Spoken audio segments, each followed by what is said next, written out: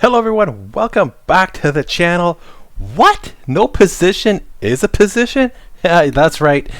How to manage your position, develop and unleash your trading instinct.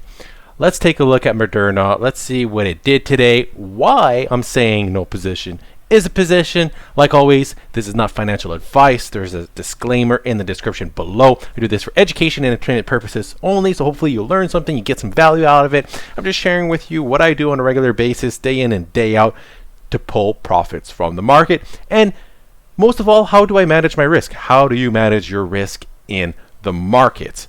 So let's jump into the chart. Let's see what Moderna did today. Let's see what it could do for us tomorrow so we can profit from it on a regular basis. And here we have it, mRNA on the docket. And pretty boring. It went flat today. It didn't do much at all. So it didn't do any of the scenarios that we discussed.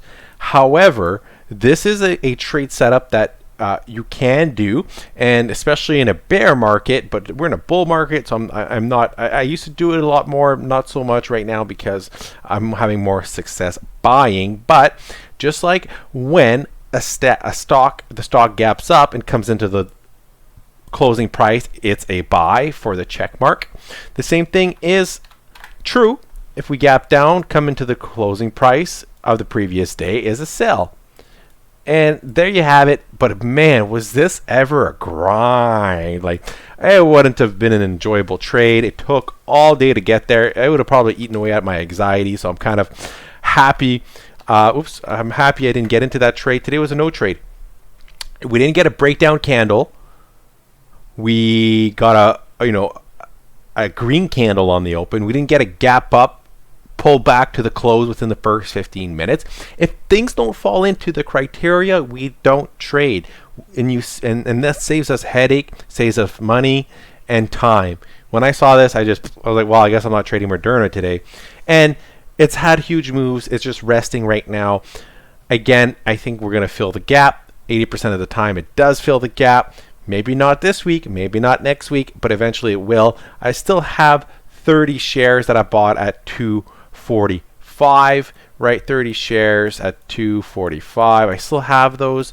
I'm willing to hold on to them a little longer.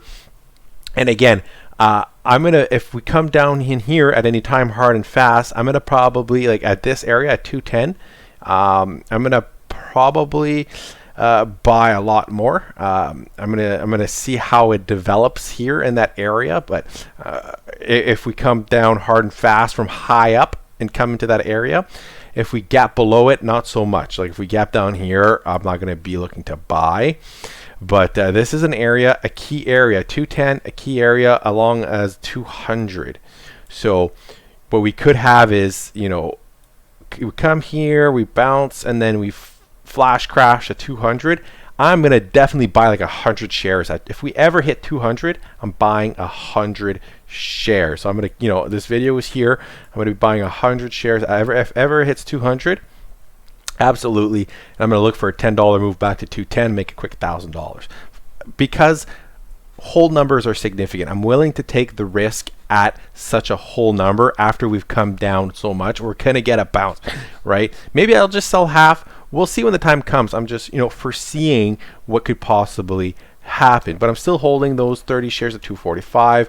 I'm down $15 on those shares right now.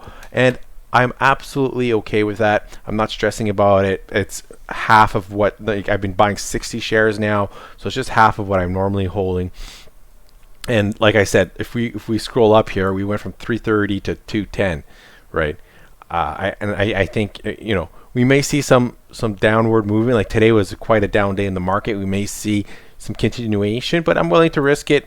I think that we will come and test this, or at least halfway through or a quarter of the way through, at least to there's a $10 move to be made from where I bought. So again, tomorrow, what are we doing? And it's the same thing, right? We're going to be looking for a gap higher, right? Maybe at 335, coming into the close, and then the low of the day is where we manage our risk. If we start closing here around on a 15-minute, 30-hourly close down here, we decide to exit our position. That's how we're going to manage it. And I'm only really looking to buy if we do have a breakdown candle. Now, I don't know if we do get a breakdown candle here, I'm probably not going to short it because there's just not a lot of room. There's just not enough room for me here. So I'm just going to be looking to buy. I'm looking for the gap up, and I'm just holding my 30 shares. That's the trade, right? If we have a scenario where we do gap down and we break up candle like this, right? We gap down at 224. First 15 minutes, we close at around 230, 235. You can go long, and then you can, after that 50-minute candle close, which is 9:45, you can buy your shares, and then your risk would be the low of that candle, right? So 223. So that's the two bull setups: break up candle right off the open, or a gap down break up candle, or gap up, fill the gap to the closing price, and then buy for it to take off. And it's always basically your risk is to around 224 in whatever scenario comes up. And if we do have that breakdown candle, like I said, I'm not going to trade it. It's too close to the pivot. If we come to the pivot here, if we come down here though, hard and fast down here, I'm going to look at buying it. We just hit this, I don't know, this timing here at like 1:30. It's just, I feel like the guys at the banks came back from lunch and hit the big buy button right here, and they'll probably defend their position here again. If we come down, they'll hit the big buy button again at 210. So hopefully you learned something. I made a video on Walt Disney. Check that out. Earnings prediction. I'm trying to make some more of those. Like I said, it's earnings season, so let's try to speculate, look at different strategies, see how my gap and short selling fundamentals fit into those earnings, these large gaps up and down volatility, and see how we can profit from it. I'll see you tomorrow.